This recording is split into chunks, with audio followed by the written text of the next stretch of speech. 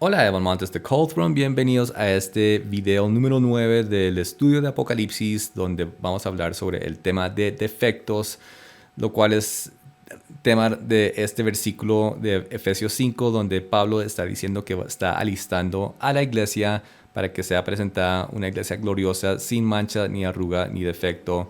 En los previos dos videos he hablado de manchas, arrugas, y en este video voy a hablar de defectos. ¿De qué trata esto? Bueno, es todo para prepararnos para el Apocalipsis, y el argumento que he hecho en estos estudios es que Apocalipsis trata de matrimonio. Y para que nosotros lleguemos al matrimonio tenemos que estar listos para ese matrimonio con el Señor Yahushua. Y entonces hice el argumento, o estoy haciendo el argumento de que si Pablo está mencionando tres áreas, debe estar relacionado con tres áreas del ser humano, ¿no? Porque la iglesia es seres humanos. Entonces, inmediatamente se me viene a la mente las tres particiones del hombre: alma, cuerpo y espíritu. Y entonces ya hice la relación de que mancha trata de lo externo, lo físico, lo que más se manifiesta en este mundo. Arruga trata del ego, del yo, del alma, donde está la conciencia.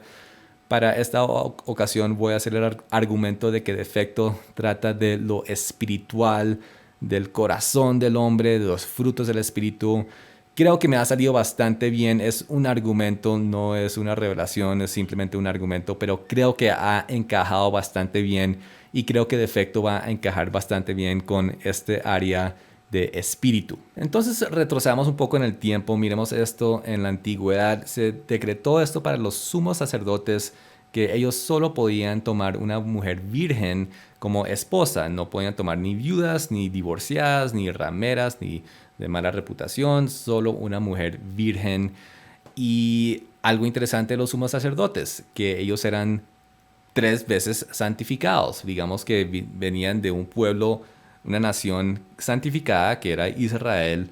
De esa nación se santificó una tribu, que era la tribu de Leví, y de esa tribu se santificó una familia, que era la familia de Aarón, y la descendencia de Aarón eran los sumos sacerdotes, de donde venían los sumos sacerdotes. Y los sumos sacerdotes eran los únicos quienes podían ingresar a esa área del tabernáculo o del templo tres veces santo, el lugar santísimo, donde estaba la presencia de Dios una vez al año. Que sabemos que la configuración del tabernáculo y los templos era el atrio, luego el lugar santo, y luego el lugar santísimo. Y algo para notar en esa entrada suya a donde estaba la presencia de Dios era que este sumo sacerdote se cambiaba sus vestimentas de sacerdote, todo ese uniforme y todos esos elementos que siempre llevaba, y solo se dejaba de lino fino blanco de pies a cabeza, literalmente tal como una novia en su boda. Todo esto son detalles muy importantes porque es profético, es información, nos está dando revelación del futuro de lo que va a ser nuestra relación con el Señor Yahushua, quien es nombrado como el sumo sacerdote para siempre en el Nuevo Testamento, y por lo cual su matrimonio tiene que ser única y exclusivamente con una virgen sin mancha, ni arruga, ni defecto, tal como tenía que ser el sumo sacerdote cuando entraba en ese lugar santísimo. Si las vestimentas de él tuvieran un solo defecto o mancha, eso literalmente lo podía matar. Entonces es un cuadro, es un paralelismo que nos conecta con el futuro y nos da revelación de la iglesia y cómo debe ser presentada la iglesia, cómo debe llegar a las bodas. Y por eso Pablo nos está diciendo que nos está preparando como esa virgen pura, porque el sumo sacerdote solo podía tomar una virgen pura para esposa.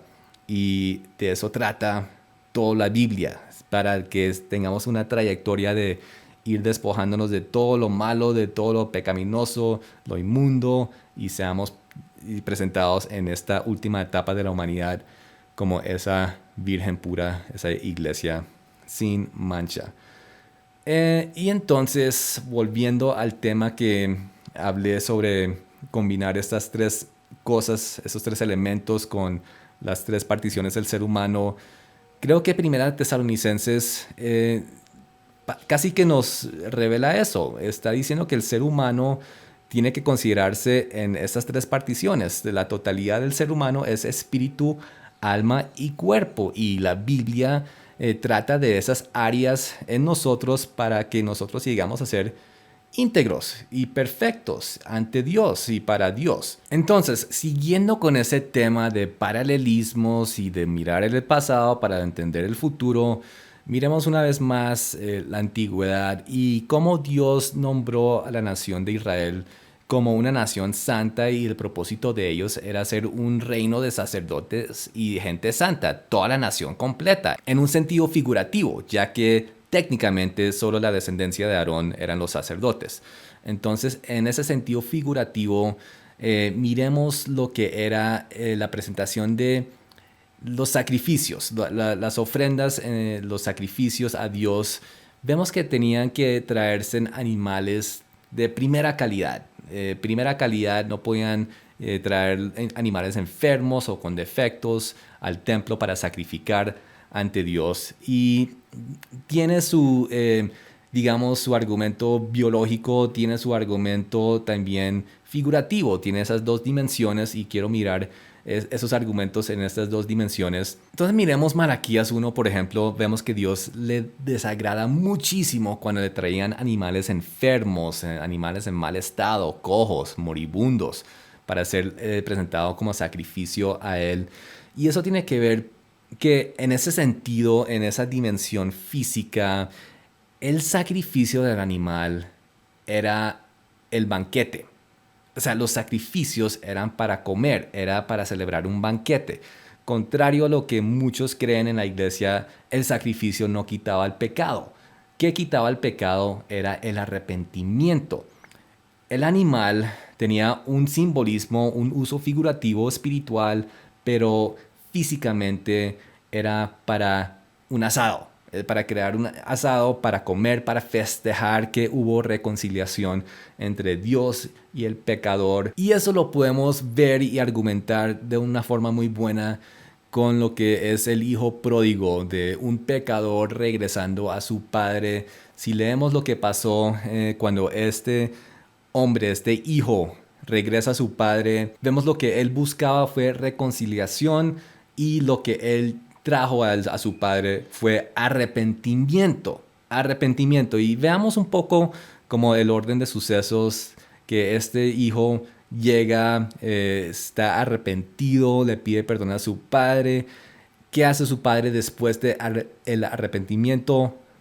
Un sacrificio animal, porque se está festejando el regreso de este pecador, de este que estuvo muerto, que hay otra vez relación, hay comunión y es momento de festejo. Por eso se mató el becerro gordo en esta ocasión, no porque era condición para el hijo volver a su padre, sino que ya era para celebrar el regreso del hijo a su padre. Y ese es el mismo concepto por la cual la gente traía animales para sacrificar en el templo. Era eso mismo, no era para perdón de pecados, porque si el animal hubiera sido para perdón de pecados, entonces eso quiere decir que Dios puede ser sobornado. Usted puede cometer un pecado y solo tiene que traer un becerro, una vaca, una oveja y dárselo a Dios y listo, sale con las manos limpias. No es así, no funciona así. Dios no puede ser comprado, no puede ser sobornado. Lo que trae perdón de pecados tanto en antigüedad como en modernidad,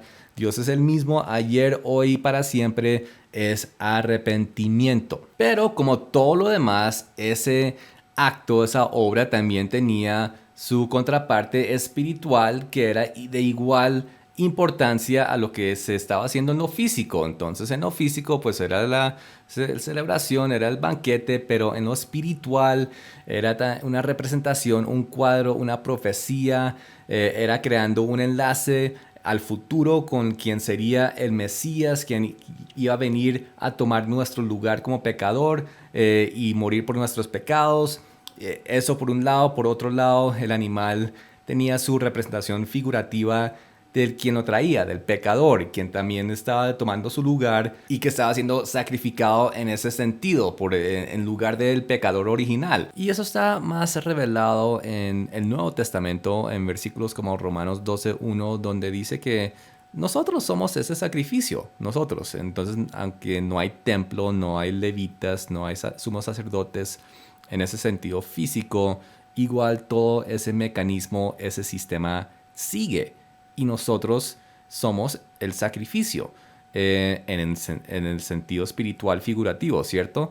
Pero asimismo, con esa misma información que nos daba las obras o la contraparte física, sabemos que esa presentación nuestra como nosotros, el sacrificio que debemos presentarnos ante Dios santo y agradable, es lo mismo, es sin defecto. Tal cual como a Dios le molestaba mucho que le trajeran animales con defectos, ciegos, cojos, enfermos, igualmente se molestaría mucho si nosotros nos presentamos ante Él como sacrificio vivo, ciegos, cojos, enfermos, moribundos. Sería un sacrificio desagradable a Dios. Y de eso trata este tema de este video, defectos. Presentarnos ante Dios sin estos defectos. Ahora, hay un listado de estos defectos en Levítico 21, donde dice: Jehová habló a Moisés diciendo: habla a Aarón y dile, ninguno de tus descendientes por sus generaciones que tenga algún defecto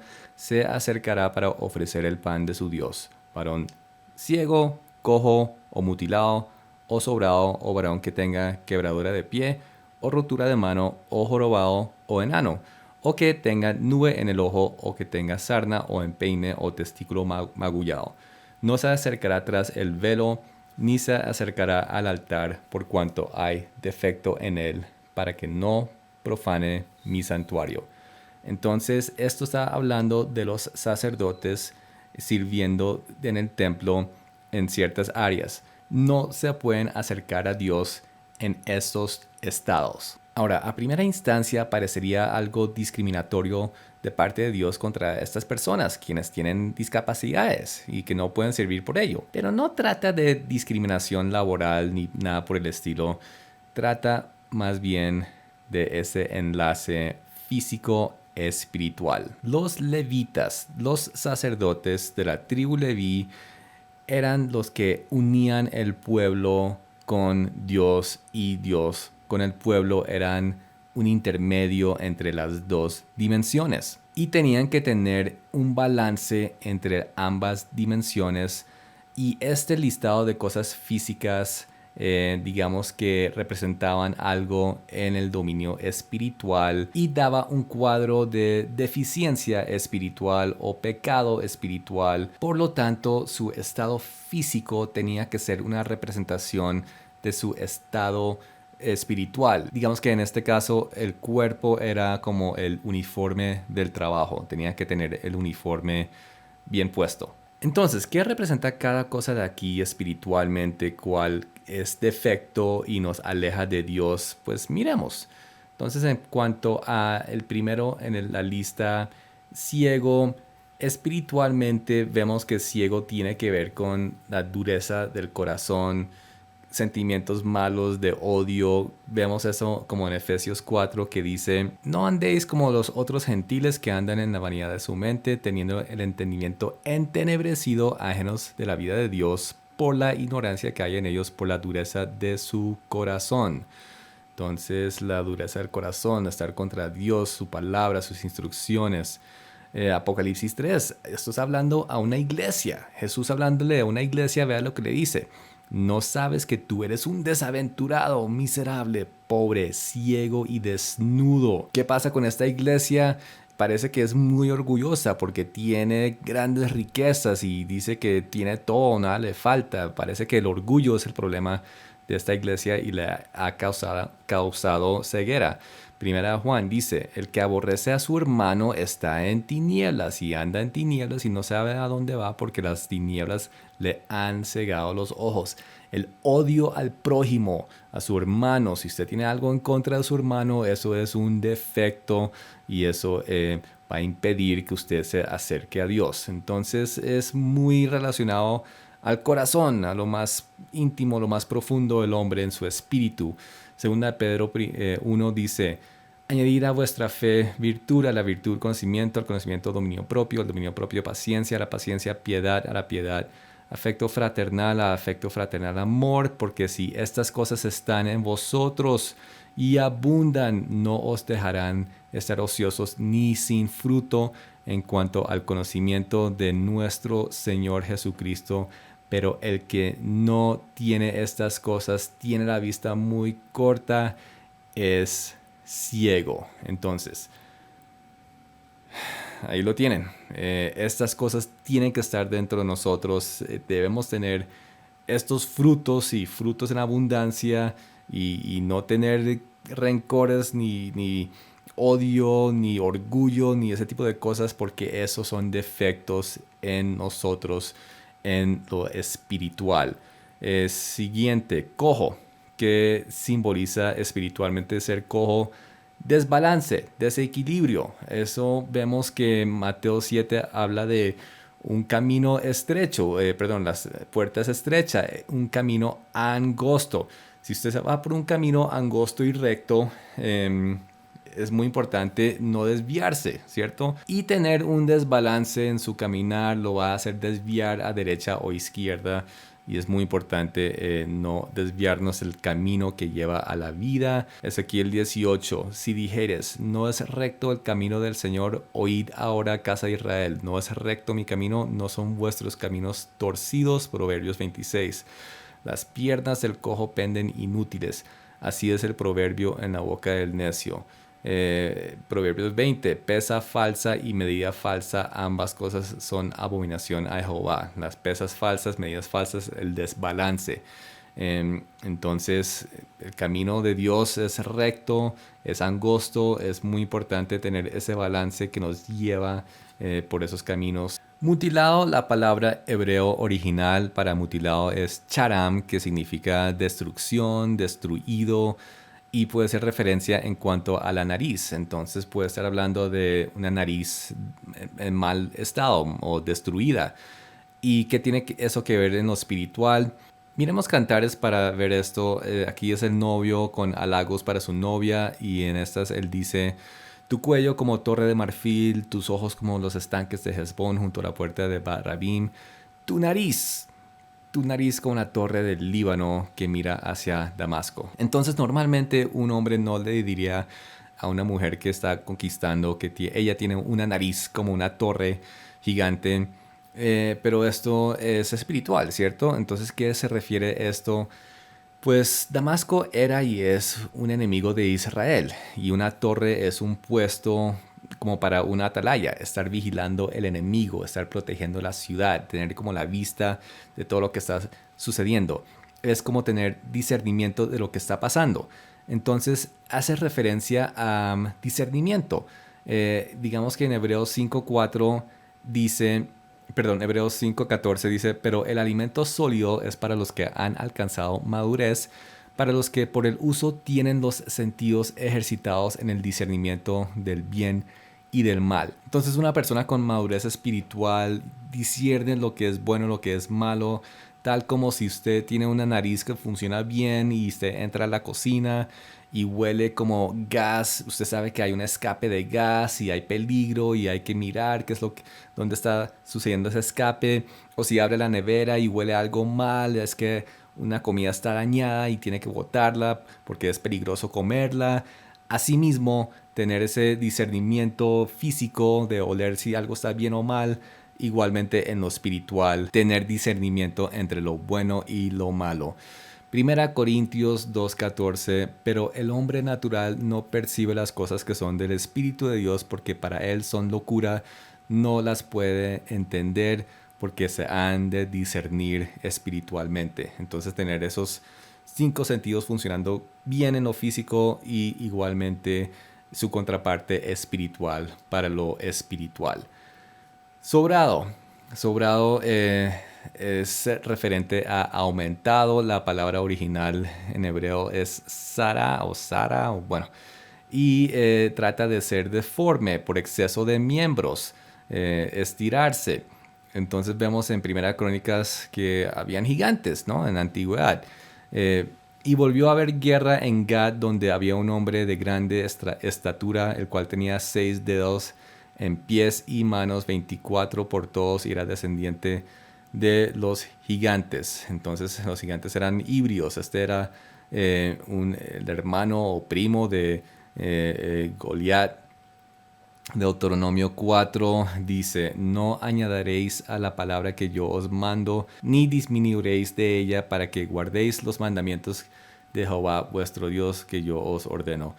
Entonces, no aumentar ni el ego, ni la palabra de Dios, no aumentar, es lo que Dios crea, mantenerlo y tenerlo en esa presentación original y santa. Quebradura de pie afecta el caminar, y nuestro caminar espiritual debe ser santo. Isaías 65 dice: extendí mis manos todo el día al pueblo rebelde, el cual anda por camino no bueno en pos de sus pensamientos.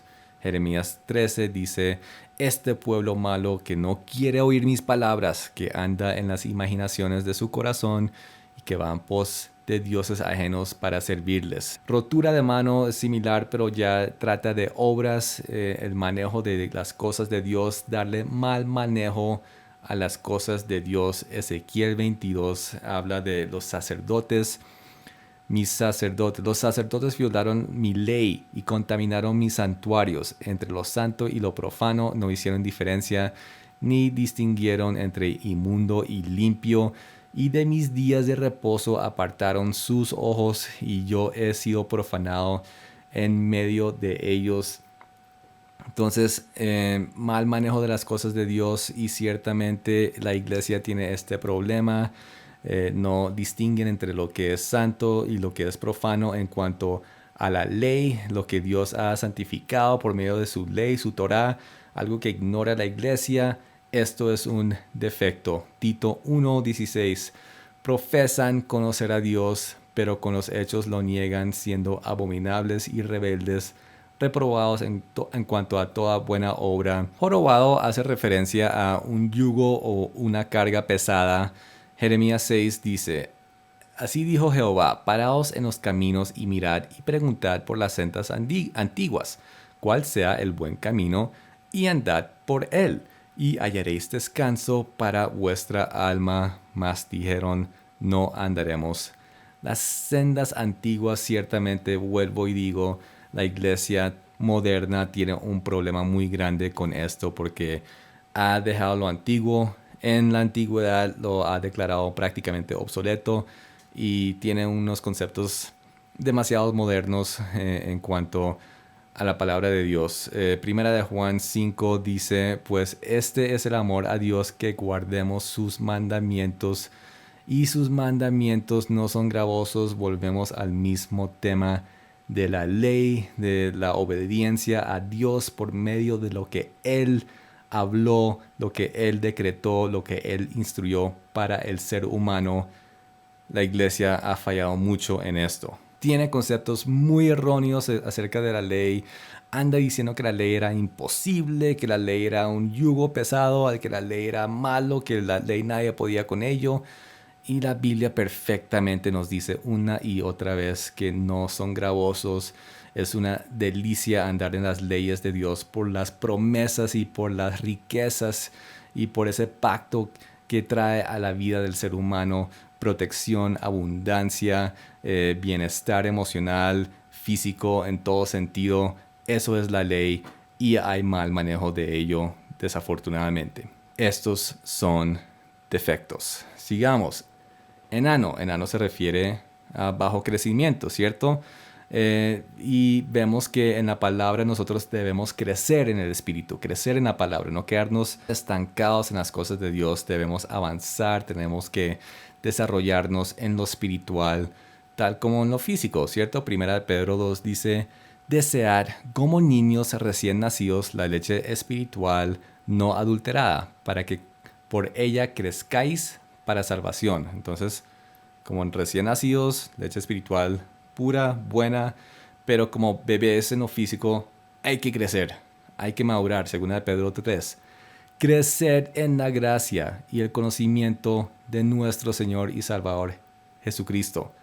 Hay que crecer, hay que pasar de leche a comida sólida, comida, los platos fuertes para un buen alimento. Lechecita de bebé no alimenta bien a un adulto. Entonces, tal cual en lo espiritual, debemos estar estudiando la palabra, llegando a conocimiento de la palabra, llegando a conocimiento de Dios, adquiriendo sabiduría, inteligencia y no quedarnos solo en, ay, Dios es lindo, Dios es amor. No, que crecer, seguir creciendo y entender lo que es su voluntad, lo que es su palabra, lo que son sus instrucciones para el ser humano. Nube en el ojo, obviamente visión mala. Mateo 7 dice, ¿y por qué miras la paja que está en el ojo de tu hermano y no echas de ver la viga que está en tu propio ojo? Hipócrita, saca primero la viga de tu propio ojo y entonces verás bien para sacar la paja del ojo de tu hermano. Proverbios 7, guarda mis mandamientos y vivirás, y mi enseñanza como la niña de tus ojos. Entonces, lo mismo, mandamientos, ley, conocimiento de Dios, conocimiento de la voluntad de Dios y todas las cosas de Dios, tener visión clara en cuanto a estas cosas. Entonces, ahí está, digamos, mucha referencia a lo que son los mandamientos y las leyes de Dios. Y desafortunadamente en las iglesias no se aprende mucho de ello. Sarna, digamos que es una enfermedad que viene por causa de mala dieta. Lo mismo en lo espiritual, hay que alimentarnos bien, los adultos tienen que comer los platos fuertes, los bebés con la lechecita, pero hay que crecer, hay que desarrollarnos espiritualmente. Hebreos 5 dice, porque debiendo ser ya maestros, después de tanto tiempo, tenéis necesidad de que se os vuelva a enseñar cuáles son los primeros rudimentos de las palabras de Dios, y habéis llegado a ser tales que tenéis necesidad de leche y no de alimento sólido. Entonces, tal cual como en lo físico, si el alimento no es adecuado para la edad, va a causar problemas en lo espiritual también. Sarna es una manifestación física de esa situación.